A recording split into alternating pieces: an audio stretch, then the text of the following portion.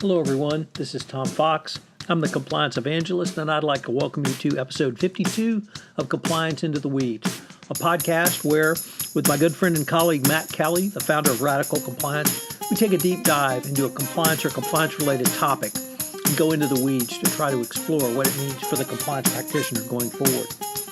Today, as we're recording this on September 5th, we're going to do a post-Hurricane Harvey edition, where we take a look at some of the compliance successes and failures from Hurricane Harvey and its aftermath. We talk about how the compliance community, the greater ERM community, and the greater business community have various lessons to be learned from this. We end the podcast by taking a short look at the tragically arrest of the Utah nurse Alex Woobles, as filmed on the body cam by the Salt Lake City Police, and what it may mean for compliance going forward. This is Tom Fox. Thank you very much for listening to this episode of Compliance Into the Weeds. Compliance Into the Weeds is a part of the Compliance Podcast Network. Hello, everyone. This is Tom Fox. I'm the Compliance Evangelist, and I'm here with my good friend and colleague, Matt Kelly, founder and editor of Radical Compliance, for another episode of Compliance Into the Weeds, the only podcast that takes a deep dive into a compliance or compliance-related topic. So we have been off the air, unfortunately, for a week due to Hurricane Harvey, but Matt, it's great to be back with you. It is indeed, Tom, and I am glad to hear that your home and property escaped unscathed, and we're back on the beat.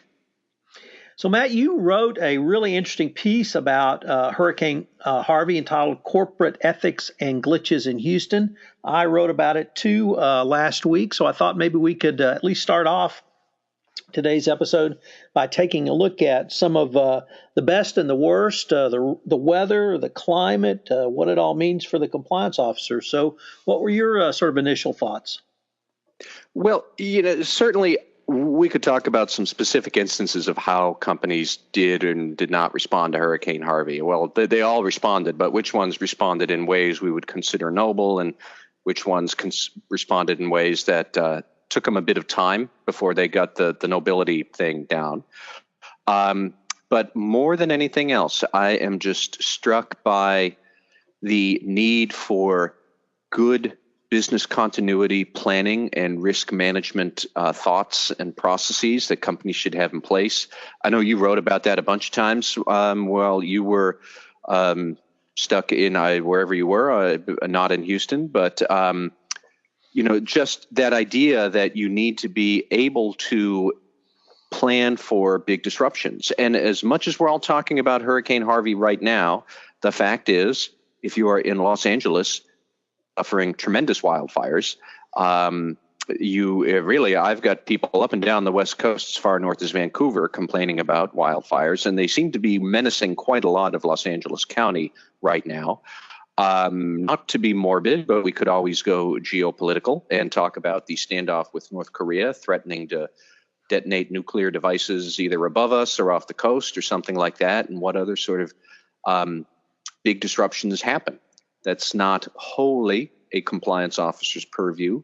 It is something that I think internal audit has to work with very closely, and a team to be able to kind of come up with a plan. And even then, a plan will only go so far, but it just underlines the importance of thinking these things through, because they can come by swiftly and cause tremendous disruption. Well, Matt, you're right. I did write about this event quite a bit last week, and obviously was thinking a lot about it.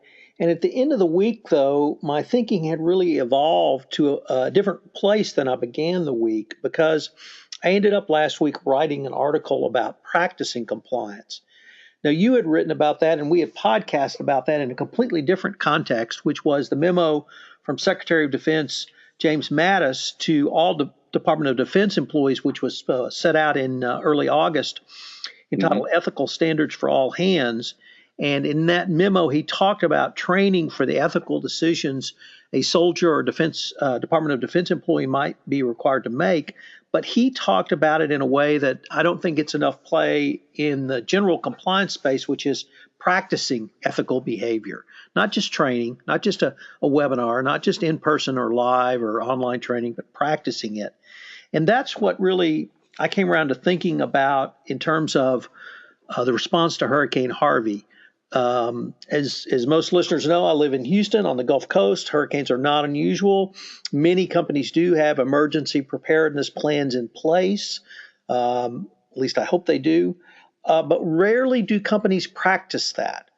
And the one company that practices that stood out, I think, head and shoulders above the rest for their response was the grocer HEB. Mm-hmm. And the head of the Houston region was interviewed on a piece, and he went down the list of things the company had done to not only prepare, but practice that preparation for delivery of first emergency supplies and then staples to cities all along Houston that had been impacted by Hurricane Harvey. And they had started actually 3 days, they started 2 days after Hurricane Harvey formed as a tropical storm, and they had their emergency preparedness up well before it actually made landfall. And you write, and I think really think about risk in a much more broad sense than I do. You really have a much more ERM approach, and it got me to trying to think about risk much more holistically. It's not just emergency preparedness. It is things like climate change. It is emergency preparedness. It's the granular level, though, of actually practicing that emergency preparedness. So I hope one of the lessons that the compliance community and the greater business community will take away from this is really it's an entire truly enterprise risk management. It starts with a board of directors setting an overall tone, and then senior management having policies in place and also pushing those policies down. But it goes down to the chief compliance officer, to the compliance professional and compliance practitioner in the field, actually preparing for, if not a weather-related event, a compliance emergency. So it's really got me thinking about, because this was a 1,000-year flood, maybe we need to start thinking about 1,000-year plus responses in a much more holistic approach. You know, that's a really good point. So let me pick up on that, because I did write about HEB in one of my posts last week, and I'm a big fan of how they responded to the hurricane. I will admit, I did not know the level of detail that they had gone into, like preparing, rehearsing, practicing what we might want to do.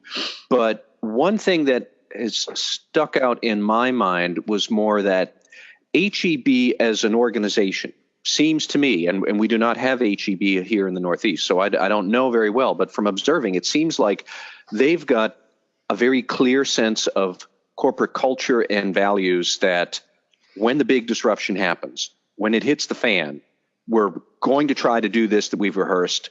In reality, I am sure things did not go according to HEB's plan exactly, because there's disruption. But when those disruptions happen and you're kind of sort of on a plan, you're varying a little bit, you need those core values. You need the basic mission statements, the basic operating instructions at the local level, so the store manager will know, yeah, I can give out bread to the people who have no food out in the parking lot. I'm not going to get fired for that. That's within the spirit. Let's do it. That sort of thing works.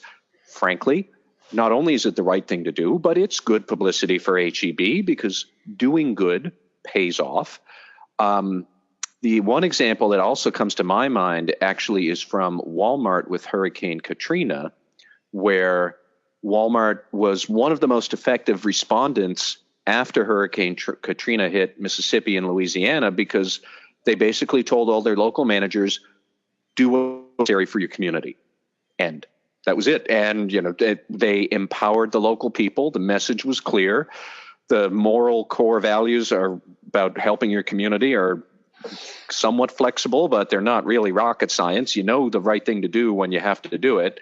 And I always remember one great story of a manager in a Mississippi Walmart who commandeered a bulldozer to knock down a wall at her Walmart and distribute prescription medications for free to people who needed them.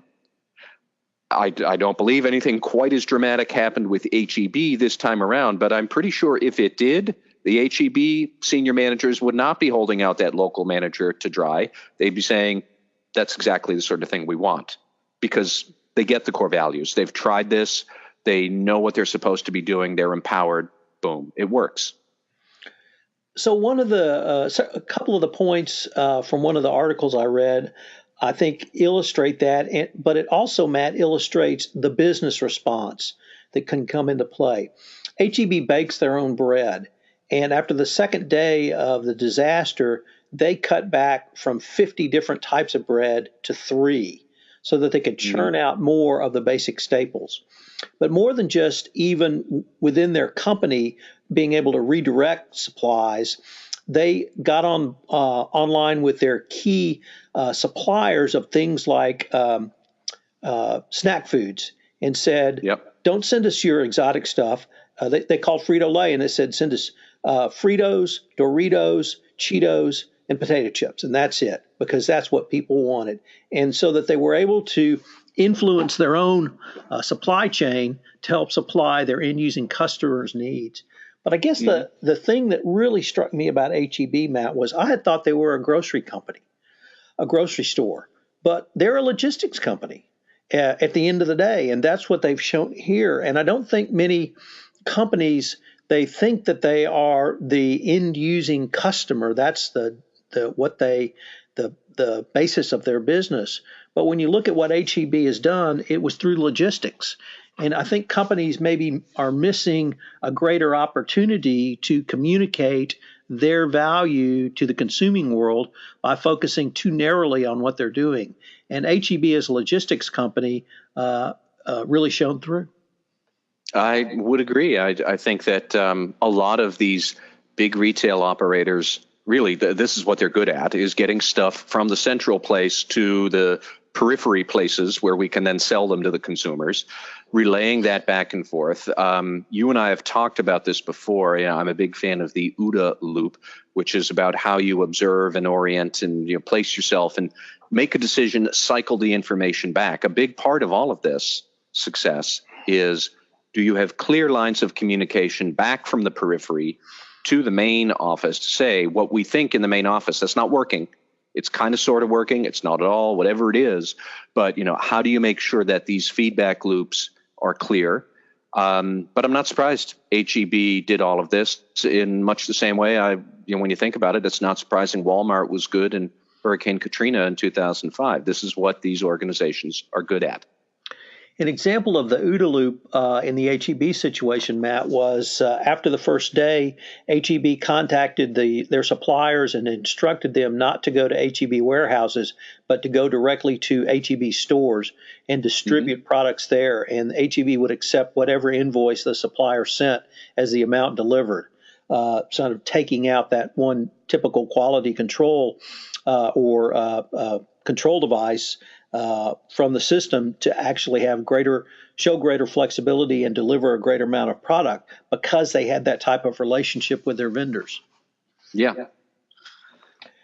So I really thought there was a lot to learn. I really hope people will do so. It's still pretty traumatic down here in Houston, but everybody is pitching in and moving forward.